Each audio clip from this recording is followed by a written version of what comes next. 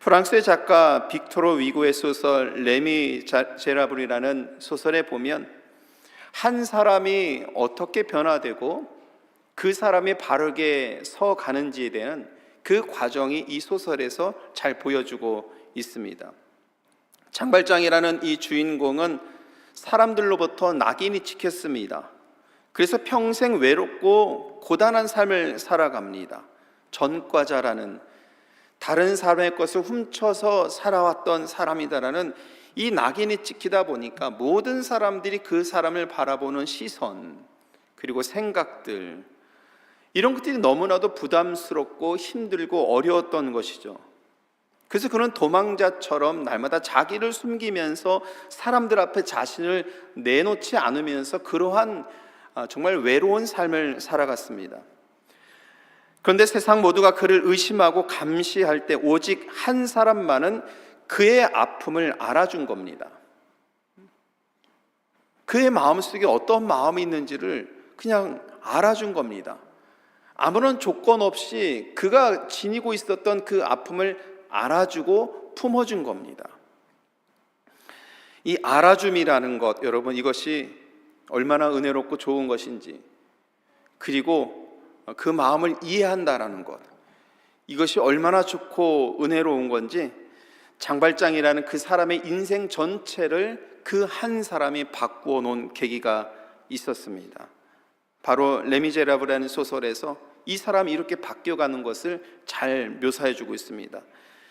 누군가를 알아주고 사랑해주고 아픔을 보듬어 준다는 것이 이렇게 중요하다는 것을 우리는 알게 됩니다. 여러분, 오늘 성경은 우리에게 세상 그 누구보다도 우리를 잘 아시는 주님을 소개하고 있습니다. 세상 어느 누구보다도 우리의 교회의 형편과 사정을 잘 아시는 주님을 우리들에게 소개하고 있습니다. 지난 7주 동안 우리는 바로 그 주님이 소아시아 7교회에 보내신 그 편지를 읽으면서 교회를 향한 주님의 뜨거운 그 마음, 사랑, 이해, 알아줌, 이것을 우리는 7주 동안 이 말씀을 통해서 듣고 알게 된 것입니다. 우리는 에베소 교회를 보면서 잃어버린 처음 사랑을 함께 아파했고, 서머나 교회를 우리가 함께 말씀을 나누면서 고난 속에 감추어진 진짜 부유함이 무엇인지를 함께 은혜를 나누었습니다. 버가목 교회의 진리와 두아디라 교회의 이 거룩함을 우리가 같이 가슴에 품고 있었고, 사대 교회가 교회는 컸었지만 실체가 없었던 그 신앙을 함께 돌아보면서 우리는 함께 회개했습니다. 빌라델피아 교회가 마주한 축복의 기도에 가슴이 뛰었고, 라오디게아 교회를 향한 주님의 음성 앞에서 우린 전심을 다하여서 하나님께 영광 올려드려야 된다라는 이런 결단과 고백도 우리는 함께 했었던 것을 기억을 합니다. 근데 여러분, 이 7편의 편지는 각각 따로따로 보내진 그 편지가 아니라, 바로 요한계시록은 7통의 편지 묶음이 아니라 책 전체가 7교회에게 함께 보내셨다라는 겁니다. 어떻게 보면은 각각의 편지이지만 모든 교회가 이 편지의 내용을 다 들었다라는 겁니다. 어떤 교회를 책망하는 소리를, 그 말씀을 다른 교회도 다 읽은 겁니다. 어떤 교회를 칭찬하는 그 소리를 다른 교회도 다 읽은 겁니다. 그래서 주님은 7편지마다 모두 이 말씀을 언급하고 계시죠. 화면을 보면은 제가 준비를 했습니다. 우리 같이 한번 읽어보도록 하겠습니다. 귀 있는 자는 성령이 교회들에게 하시는 말씀을 들을지어다. 자, 우리 같이 한번 다시 읽겠습니다. 귀 있는 자는 성령이 교회들에게 하시는 말씀을 들을지어다. 여러분, 모든 교회들에게 이 동일한 말씀을 우리 주님께서는 들려주셨습니다. 그런데 이 말씀을 자세히 보면은 교회에게라고 되어 있지 않고 어떻게 됐습니까? 교회들에게입니다. 그러니까 여기서 말씀 전체가 처음부터 모든 교회가 함께 듣고 받아야 할 우리 주님께서 교회를 향해서 주신 메시지다라는 것을 말씀하고 있는 것이죠. 저는 여러분 이 시간은 오늘 7번에 함께 나눈 이 말씀을 정리하는 그런 말씀으로서 주님께서 요한계시록에 남겨주신 이 말씀이 우리 교회를 향해서 주신 말씀으로 받고자 합니다. 그리고 우리를 향한 하나님의 분명한 음성을 듣는 그런 시간, 우리에게 속한 모든 성도님들을 알아주시고 이해해 주시고 그리고 축복해 주시는 그 주님의 말씀으로 우리는 함께 듣기를 원합니다. 7편지에는 또 한결같이 반복적으로 똑같이 시작되는 단어가 있습니다. 그 단어가 내가 너의 행위를 안다라는 이 단어입니다. 모든 이 7편의 편지에는 이 말로 시작합니다. 내가 너의 행위를 알고 있다. 내가 너희들이 행한 모든 것을 알고 있다 라는 말씀을 시작하고 있습니다. 여기서 안다라는 이 헬라어는 오이다라는 단어를 사용하고 있는데 그냥 단순히 정보, 지식을 알고 있는 그런 차원이 아니라 그 곁에서 지켜보고 함께 겪어보면서 속속들이 그 사정이 무엇인지 형편이 무엇인지 모든 것을 다 안다라는 의미입니다. 여러분 이것은 무엇을 의미하는 것이냐면 우리 주님께서는요 저 천상 어딘가에서 하늘에서 계시면서 우리를 내려다보면서 우리에게 명령하시고 지시하시고 그리고 하늘에서 그냥 지켜봐 보기만 하시는 분이 아니라 우리 속속들이 알기 위해서는 우리들의 삶에 함께 하시고 우리가 지난 걸어온 인생 속에서도 함께 하셨고 교회가 했던 사역과 그 현장 속에서 우리 주님께서 함께 하셨다라는 의미입니다. 여러분 주님은 우리 교회 사정과 형편을 다 아십니다. 또한 우리 삶의 한복판을 함께 걸으시면서 우리가 흘리는 눈물과 땀방울을 직접 보시고 그 마음을 다 헤아려 주시는 분입니다. 이것이 오이다. 내가 너희들의 형편을 알고 있다. 이 단어의 뜻이라는 것이죠. 저는 이 말씀을 묵상하면서 우리 샴복 한인교회가 지난 55년 동안 걸어온 그런 길들을 한번 생각해 보았습니다. 에베소 교회 수고를 알아주시고 서머나 교회의 이 아픔을 알아주셨던 우리 주님께서 우리 교회의 발자취를 다 알고 계시니 여러분 이것이 얼마나 큰 은혜일까요? 우리 주님께서 55년 동안 우리가 걸어오면서 있었던 모든 순간들 너희들의 수고를 내가 알고 있다. 너희들의 헌신을 내가 알고 있다.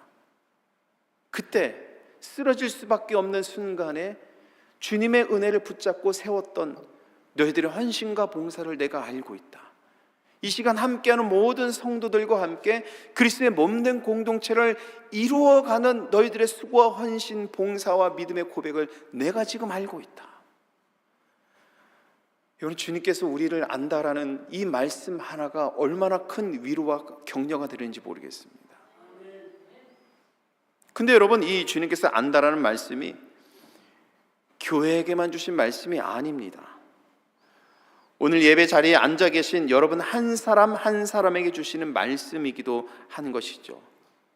지난 인생을 여러분들에게서 걸어오면서 겪었던 모든 일들 주님께서 다 아시고 여러분들께서 지금 겪고 있는 문제들도 우리 주님께서 다 알고 계시고 어떤 분들은 심한 갈등과 고민 가운데 있을 수가 있고 세상 일로 인하여서 정말 마음이 너무나도 혼잡한 상태에 있는 분들이 있을 수도 있고 세상에 어떤 일이든지 간에 그런 일들을 우리의 마음에 침투해서 우리의 영적인 힘까지도 나약하게 만드는 이 힘겨운 상황 속에 있을 수도 있겠는데 주님께서 내가 너희들의 그 형편을 다 알고 있다. 여러분 이 말씀을 들으니까 얼마나 큰 위로와 격려가 되는지 모르겠습니다. 세상의 사람들이 아무도 나의 이 속마음을 알아주지 못할 때 오직 주님께서 이것을 알아주신다 생각하니 주님의 사랑과 격려가 얼마나 큰지 말씀을 읽으면서 다시 한번 생각해 봅니다. 근데 여러분 주님께서 어떻게 우리들의 사정을 이토록 잘 이해하시고 아실 수 있을까 생각해 보니까 사실은 예수님은 친히 이 땅에 우리와 똑같은 사람으로 오셨습니다. 그리고 주님께서는 나그네로 사셨습니다. 이민자로 사셨습니다. 예수님 자신도 이 땅에 태어나자마자 그냥 평탄한 길만 살아오신 것이 아니라 다른 나라로 피난을 가야 했고 집 한 채 없이 머리 둘 곳조차 없이 사셨던 분입니다. 우리 주님께서 모든 사람들에게 칭송만 받으면서 이 땅에서 사셨던 것이 아니라 가장 가까웠던 사람에게 배신을 당하기도 하셨습니다. 우리 주님께서 십자가의 길을 걸어가시면서 온몸이 찢기는 듯한 고통을 당하시고 피를 흘리시고 가시면류관을 쓰시고 죽음이라는 가장 큰 고통과 아픔을 겪으셨습니다. 우리 주님께서는 우리가 겪는 이 모든 일들을 다 겪으셨기 때문에 누구보다도 우리를 깊이 공감하고 이해하고 함께 아파하실 수 있는 분이라는 사실입니다. 그러므로 우리를 향한 내가 안다라는 이 따뜻한 공감의 말씀을 우리는 잘 들을 수 있어야 됩니다. 주님은 친히 그 고난의 길을 겪어보셨기 때문에 우리가 느끼는 외로움을 우리 주님께서 잘 알고 계시고 우리가 겪는 애환도 우리 주님께서 잘 알고 계십니다. 아무도 몰라줄 줄 알았는데 우리의 그 눈물의 자리에 주님께서 함께 계셨던 것입니다. 여러분, 이 시간 누구보다도 우리를 잘 아시는 주님께로부터 오늘 내가 너희들을 안다 라는 이 말씀을 통해서 위로와 사랑을 받으시기를 주님의 이름으로 축복합니다. 근데 여러분, 이 모든 것을 다 아시는 주님의 눈길은 우리 자신도 미처 몰랐던 우리의 실상을 정직하게 우리가 보도록 또한 인도하십니다. 우리가 우리 자신을 바라볼 수 있도록 우리 주님께서는 또 이 말씀을 통해서 우리를 인도하십니다. 우리가 함께 살펴보았던 사대교회는 겉보기에는 멀쩡해 보였지만 실상은 죽은 교회라고 주님께 책망을 받은 교회였습니다. 라오디게아 교회는 부족함이 없다고 자랑했지만 정작 자신의 눈먼 영적인 상태를 그 자신은 바라보지 못했었습니다. 두 교회의 공통점은 겉보기에는 참 평안하고 좋아 보였고 문제가 없어 보였다는 점이지요. 여러분, 저는 우리 교회를 생각하면서 하나님께 참 감사한 마음을 갖고 있습니다. 그것은 그래도 우리 주님께서 교회를 축복해 주시고 인도해 주셔서 평안한 그런 시대를 우리가 함께 있으면서 함께 믿음 생활하고 있구나라는 그런 생각을 해 봅니다. 아마 여러분들도 그렇게 믿고 함께 신앙생활 하실 줄 저는 또한 믿고 있습니다.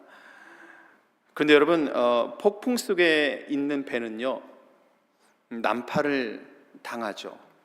폭풍이 몰아치면 배가 침몰할 수가 있습니다. 그런데 잔잔한 바다 위의 배는 어떻습니까? 방심하게 됩니다. 방심하기 마련이어서 길을 잃게 되고 그리고 오히려 더 큰 위기에 봉착할 수가 있습니다. 어쩌면 주님께서는 이 평안하다라는 이 시기를 지나는 우리에게 묻고 계십니다. 좀 전에 언급한 우리 사대교회와 라오디게아 교회처럼 겉만 평안한 신앙이 아니라 주님을 향한 처음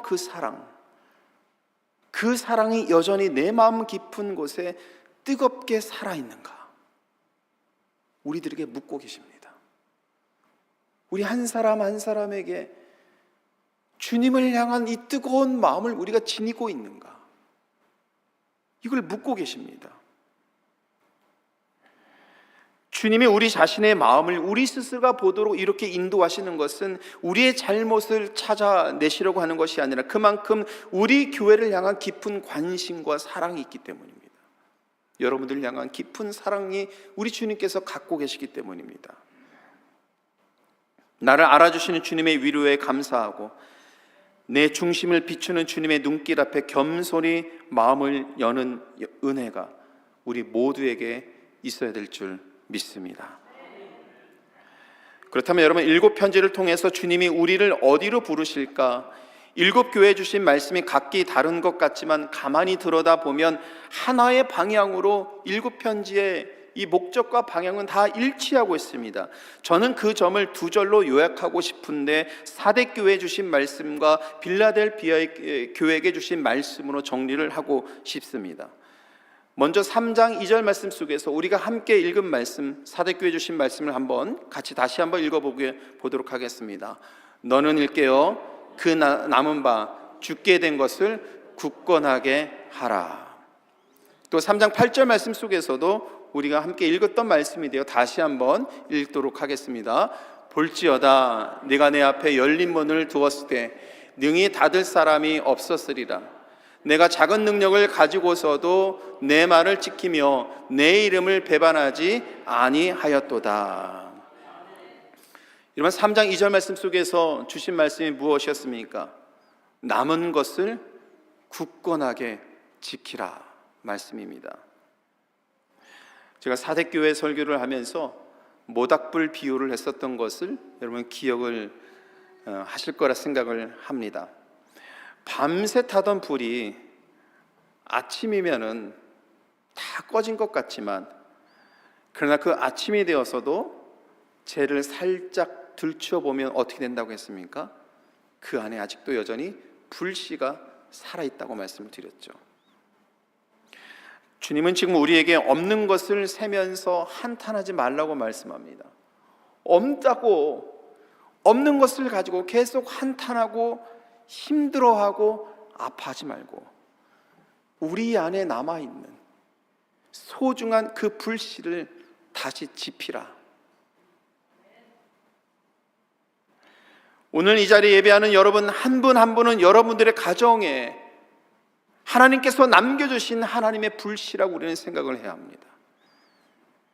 여기 있는 한 사람 한 사람은 모든 하나님의 지체로 불러주셔서 함께 예배하는 모든 분들은 이 교회를 하나님 앞에 온전하게 올려드릴 수 있는 한 몸 된 공동체를 이루어가도록 하나님께서 남겨주신 하나님의 불씨라는 겁니다.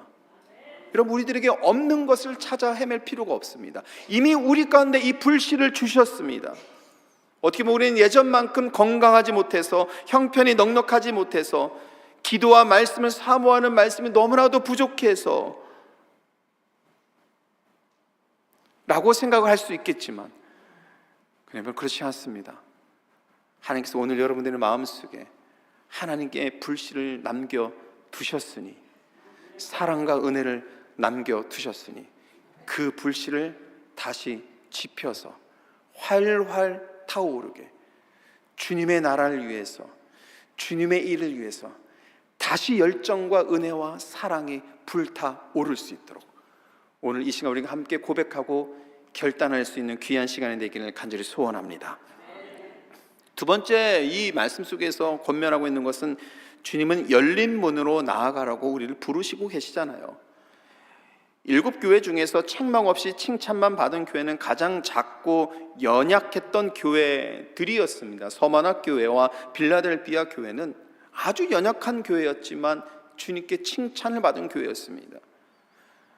우리 주님께서는 크고 화려한 규모가 아니라 작은 능력으로도 말씀을 지키려고 애쓰는 교회 앞에 축복의 문을 여십니다. 우리 주님께서는 하나님의 말씀에 순종하고 교회를 통해 주신 귀한 사역에 함께 헌신하고 봉사하며 온전한 하나님의 백성으로 서고자 노력하고 애쓰고 기도하고 헌신하는 그 성도들 앞에 축복의 문을 예비하십니다. 근데 여러분, 이런 분들은 추상적인 문이 아니에요. 사실은 주님께서 축복의 문을 열어주신다는 것은 우리가 날마다 살아가면서 경험할 수 있고 고백할 수 있는 문이기도 합니다. 한 주간 여러분께서 세상 속에 살아가면서 마주할 삶의 문제들, 사람의 마음의 문을 열어주시기도 하고 일터와 사업장의 문을 열어주시기도 하고요, 여러분들이 날마다 마주하는 그 문제들 앞에서 우리 주님께서는 문을 열어주십니다. 우리 교회 사역과 미래 세대를 위한 우리가 함께 기도하고 고민하고 이루어가는 이 문도 우리 주님께서 열어주실 저는 믿습니다. 이 열쇠를 주신 주님이 우리와 함께 계시기 때문에 우린 지금 우리들의 형편이 작고 연약해 보일지라도 두려워하지 말고 소망을 갖고 그 문을 향해서 나아갈 수 있는 교회와 성도가 되어야 합니다. 그래서 여러분, 우리는 이러한 믿음을 지니고 있다면 지금 낙심할 필요가 없습니다. 주저앉을 필요가 없습니다. 우린 열린 문을 바라보면서 지금 내가 할 수 있는 최선의 일을 하는 것이 우리 성도들이 지니고 있는 태도라는 겁니다. 우리 하나님께서 여러분들을 다 하나님의 불씨로 삼아 주셔서 그곳에 성령의 은혜와 능력을 덧입혀 주셔서 활활 타오르는 그 불꽃이 되기 위해서 여러분들 인도하시니, 여러분 낙심하고 절망하고 상처로 인하여서 쓰러지고 그러지 말고 주님께서 이루어 주시고 인도하실 그 은혜를 소망하고 기대하면서 지금 우리가 갖고 있는 형편과 사정에서 최선을 다해서 그 소망의 문을 향해서 나가야 하는 겁니다. 여러분, 이것이 오늘 일곱 교회를 향해 주시는, 우리에게 주시는 희망의 메시지이기도 합니다. 그런데 때로 우리는 가끔가다 그런 생각이 들기도 하죠.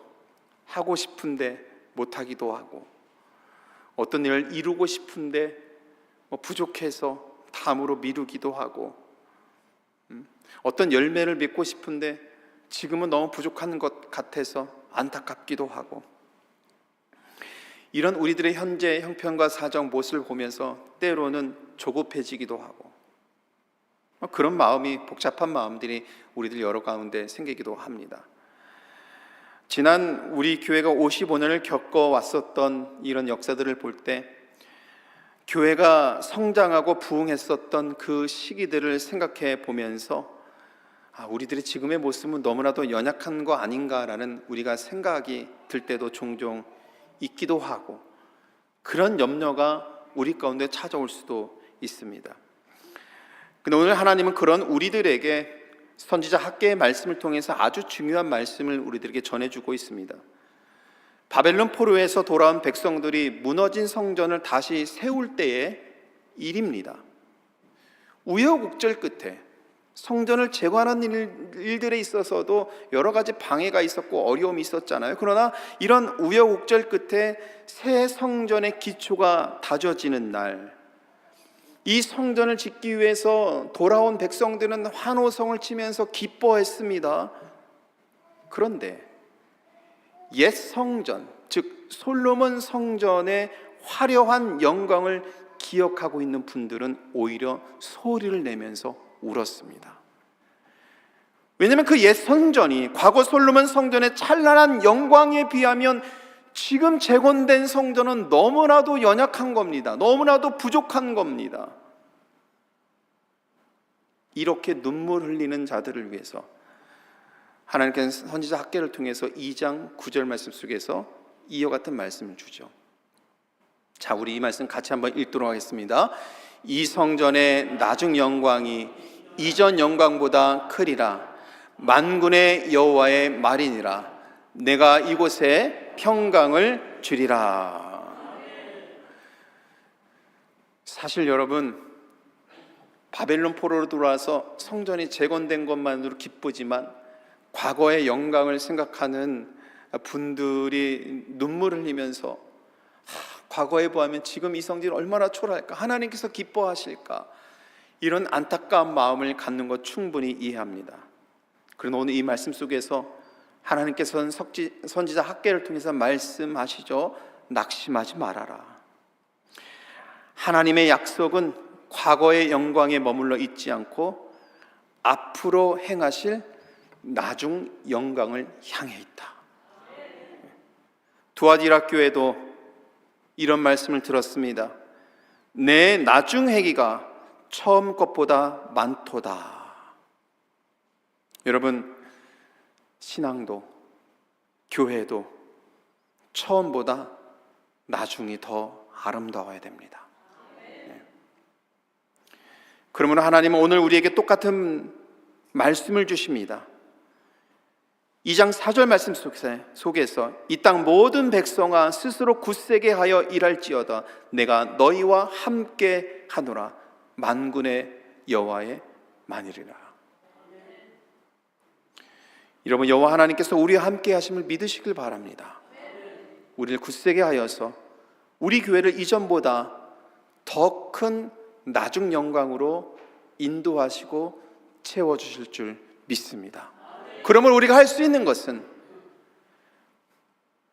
그 열린 문을 향해서 지금 우리가 처한 상태에서 최선을 다해서 서로 사랑하고 협력하고 주님께서 우리를 이해하시고 알아주셨던 것처럼 서로를 이해하고 그 마음을 알아주고 이해하고 사랑하면서 우리가 처한 형편과 사정 속에서 주신 사명 최선을 다해서 이루어가는 것이 교회와 성도가 가져야 될 신앙의 모습입니다.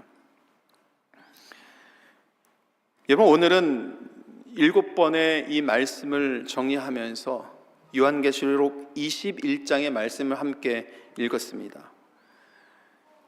요한계시록 21장의 말씀을 읽으니까 7편지가 도착하는 최종 목적지가 똑같았습니다.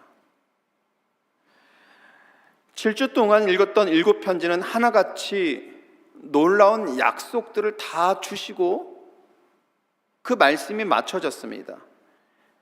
에베소 교회에게 주신 생명나무의 약속이 있었고요, 서머나 교회에는 생명의 면류관이라는 약속을 주셨고, 버가모 교회에게는 감추인 만나와 흰돌이라는 약속을 주셨고, 두아디라 교회에는 새벽별이라는 약속을 주셨고, 사대 교회에게는 흰옷과 생명책, 빌라델비아 교회에게는 성전 기둥, 라오디아 교회에게는 약속하신 그 보좌에 함께 앉는 그 자리까지 주님께서는 각 교회에게 주신 이 약속의 말씀이 있었습니다.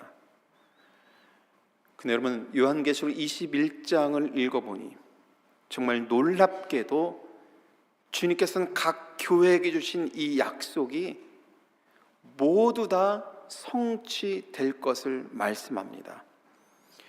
2장과 3장에서 7교회에게 주셨던 이 7가지 약속들이 요한계시록의 가장 마지막 장인 21장, 22장에 새 하늘과 새 땅에 이르면 단 하나도 빠짐없이 전부 모든 것을 완벽하게 이루실 것이다 라고 말씀하고 있습니다. 에베소 교회에게 주신 약속 생명나무는 새 예루살렘 강 좌우에 풍성하게 이루어진다고 말씀해 주십니다.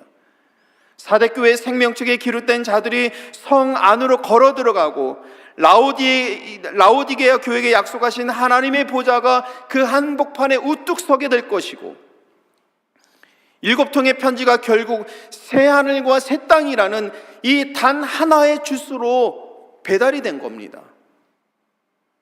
그 영광스러운 자리에서 오늘 21장 7절의 말씀은 주님이 이 7 약속을 단 한 문장으로 완전하게 종합해 주시면서 이 말씀을 주십니다.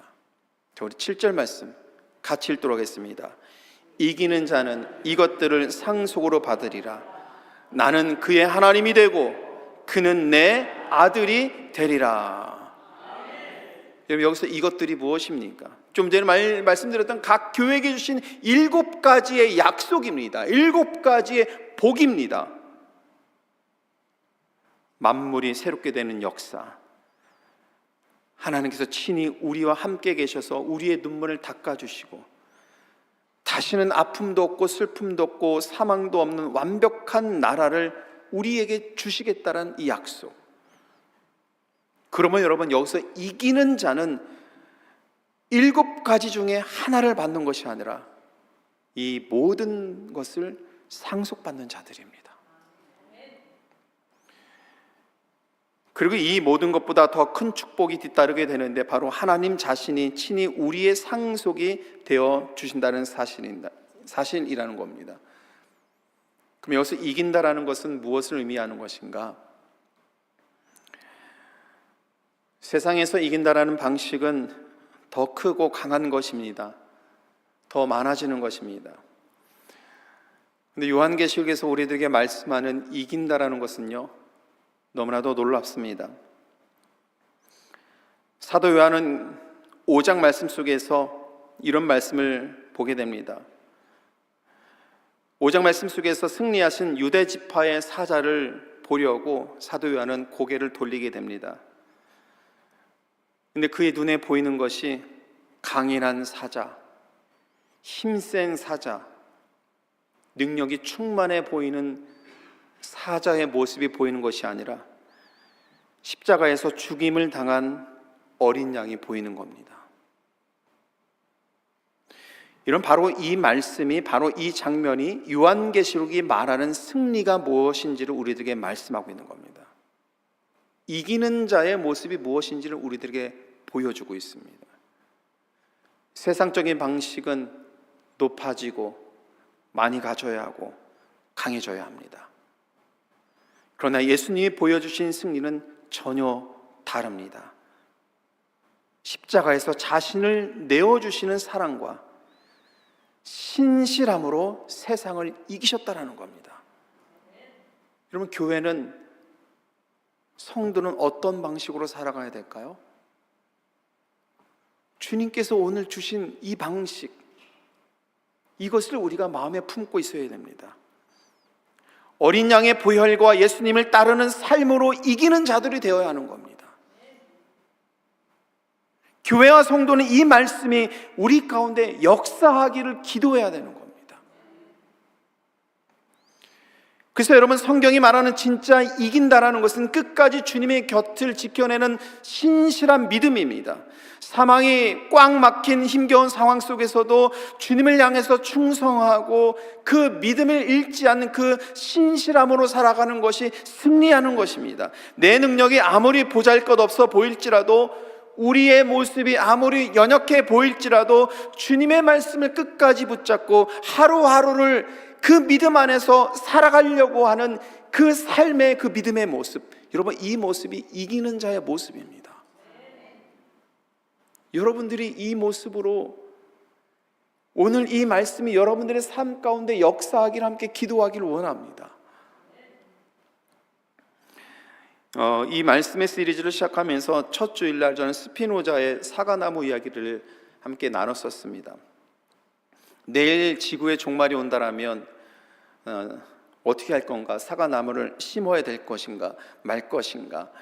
이 얘기를 하면서 시리즈를 시작을 했었습니다. 그래서 저는 이런 말씀을 드렸습니다. 그러면서 신앙에는 종말이 끝이 아니기 때문에, 그렇죠, 새하늘과 새 땅으로 이어지기 때문에 희망을 늘 마음에 품고 있어야 된다 라는 말씀을 드렸습니다. 저는 오늘 그 말씀으로 생각하면서 오늘 주신 말씀을 다시 돌아 생각해 보면서 우리 교회를 생각하고 저와 여러분들 모든 성도들의 믿음의 삶을 생각해 보면서 과수원이 떠올랐습니다. 과수원이 있으면 어느 누군가가 씨를 뿌리게 됩니다. 씨를 뿌리게 되면 나무가 이렇게 열리고 그 나무 속에 과일이 열리게 됩니다. 세월이 흘러서 누군가가 이 나무에 열린 과실을 따먹게 됩니다. 어쩌면 나무를 심은 사람은 비록 그 열매를 다 보지 못할 수도 있습니다. 그러나 그 나무는 자라서 다음 사람을 먹이고 살리는 그런 일들이 일어나고 있죠. 여러분, 우리 믿음의 선배들이 눈물과 희생으로 심은 복음의 나무, 우리는 그 축복의 그늘 아래에서, 그 열매 안에서 우리가 이토록 아름답게 함께 예배하고 있는 것입니다. 그렇다면 여러분, 이제는 우리 차례라는 것입니다. 우리가 오늘 믿음으로 심는 기도와 헌신은 우리의 다음 세대를 먹일 뿐만이 아니라 새하늘과 새 땅에서 영광스러운 열매를 맺게 되는 겁니다. 여러분들이 기도와 눈물로 헌신해서 심는 씨앗이 여러분들의 가정이 주님 품 안에 안겨지는 은혜의 역사로 일어날 수 있다는 겁니다. 그래서 이 말씀을 생각하면서 21장 5절 말씀 속에서 주님께서 또한 우리들에게 이렇게 말씀하고 있죠. 이 말씀도 같이 읽겠습니다. 보좌에 앉으신 이가 이르시되 보라 내가 만물을 새롭게 하노라. 만물을 새롭게 하노라. 모든 것을 새롭게 하니라. 일곱 교회에게 주신 그 축복이 오늘 이 말씀을 믿고 나아가는 모든 성도들에게 새 하늘과 새 땅으로 이루어질 하나님의 축복과 은혜가 이 말씀을 믿고 나아가는 모든 성도들과 교회 가운데 이루어지게 될 것을 믿습니다. 사랑하는 성도 여러분, 주님께서 말씀하십니다. 귀 있는 자는 성령이 교회들에게 하시는 말씀을 들을지어다. 오늘 우리에게 이 말씀을 주셨습니다. 저와 여러분이 어린 양의 길을 따라 신실하게 믿음의 자리를 지켜서 새 예루살렘에서 일곱 약속을 상속받는 이기는 교회, 성도가 되시기를 우리 주님의 이름으로 간절히 축원합니다.